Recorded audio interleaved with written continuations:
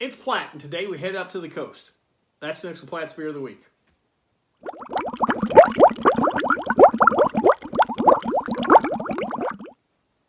So the particular beer we have today is Early Bird, a sweet stout. Comes to us from the fine folks at Coronado Brewing.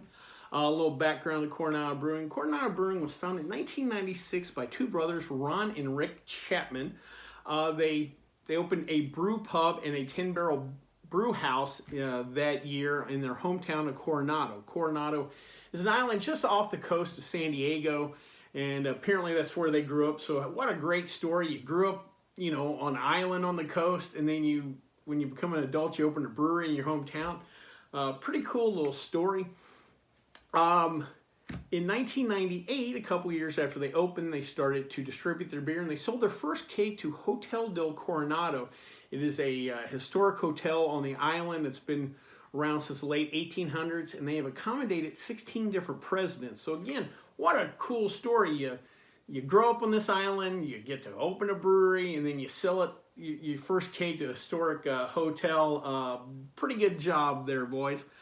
In 2004, they began bottling their beers, and they bought their bottling line. I love the name of this brewery, Mudshark Brewing out of Lake Havasu, Arizona. I'll have to see if they're still in business.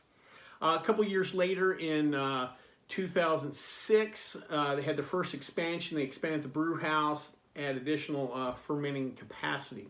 It was the 2010s, though, that Coronado Brewing really started to take off. In 2012, they produced roughly about 8,000 barrels of beer. The next year, they were up to 18,000, and by 2014, they were up to 30,000 barrels. That's a threefold increase in about 3 years, or more than threefold. Pretty impressive. Mainly due to, in 2012, they opened a 30-barrel brew house and bottling line in San Diego proper. Getting distribution, and the whole distribution process is tough enough, but to do it from an island probably made it really hard. So again, kind of logical process to finally put something in San Diego. However, their real big year was in 2014. That year at the World Beer Cup, their brewmaster was named Best Mid-Size Brewmaster, and the brewery itself was named Best Mid-Size Brewery. Also that year, they took gold for their Islander IPA at the World Beer Cup. These things might not mean a lot to the average beer drinker, but in the business, they're really huge. And to get those different awards, your brewmaster, your brewery, one of your beers, that is really huge, and just, you know, begin kind of the snowball effect for Coronado Brewing.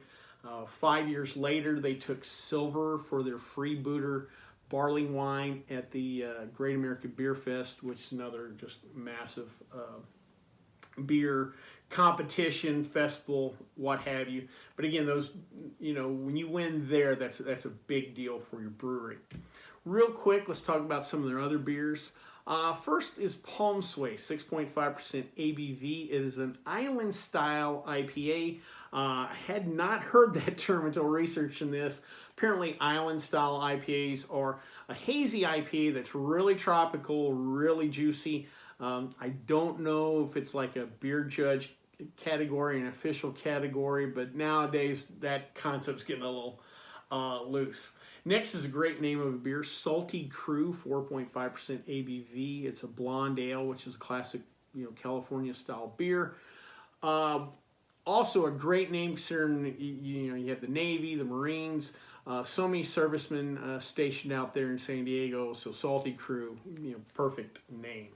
Next is Bonfire Beach, 10.5% ABV. It's a pastry stout made with real honey and brown sugar. I am definitely going to keep an eye out for this. Sounds like quite a tasty little beer. Finally, Rainbow Sherbet, a 6.5% ABV kettle sour. That's a collaboration with one of my favorite breweries, Belching Beaver. Belching Beaver puts out some really cool beer. So those two folks together, I bet that beer's something to try. Finally, besides their line of beers, Coronado also offers a line of hard seltzers and ciders. So if you have someone that, you know, your significant other, whatever, is not a big beer fan, there's something there for them. Well, before we try this particular beer, though, let's check out the stats.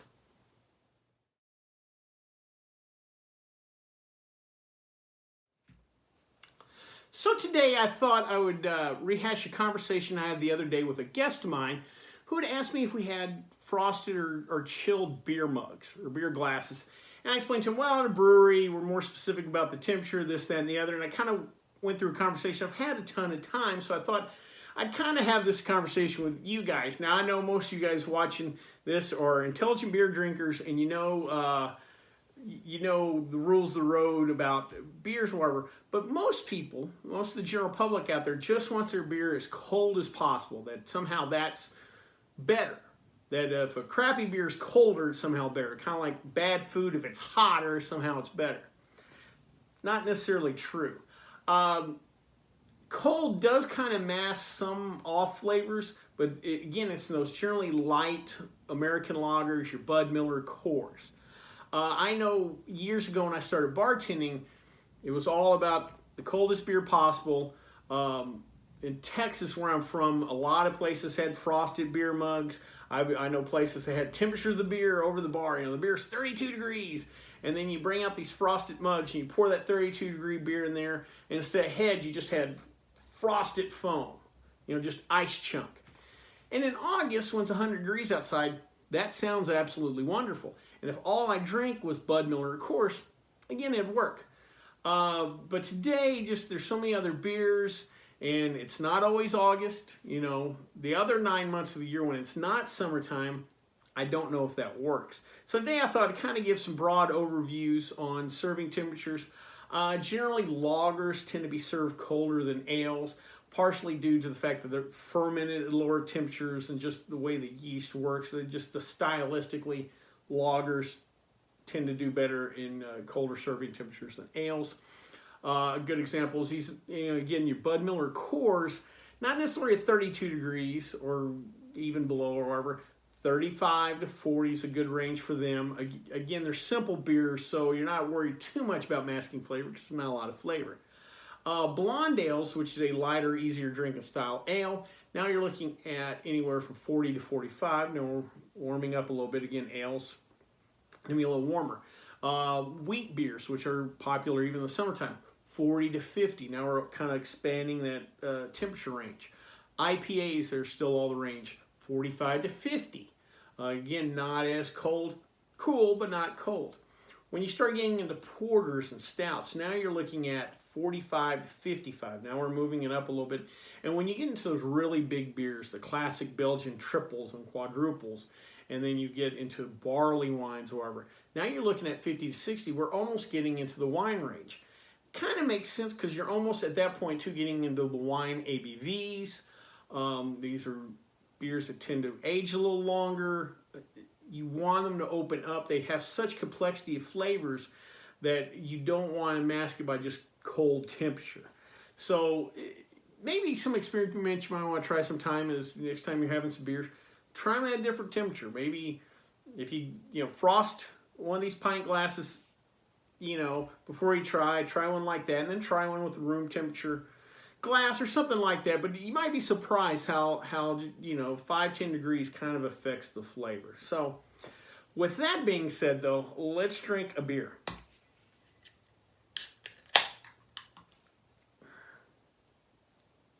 Oh, this pours nice and dark. All right, not much of a head, a little thin, darker khaki head. Oh, I'm just punched in the nose with that little bit of sweetness, a little bit of chocolate malt. Let's give her a try. Oh man, that's just a good, dark, chocolatey stout. Just, man, that goes down good. One thing I note, as dark as it is, when you get these really dark beers, you go from like the chocolate malts to more of an espresso coffee, and you can get some bitterness on the back end, which is not bad. It works flavor-wise. This, there's none of that. It's just more of a softer, almost like a milk chocolate instead of a dark chocolate style.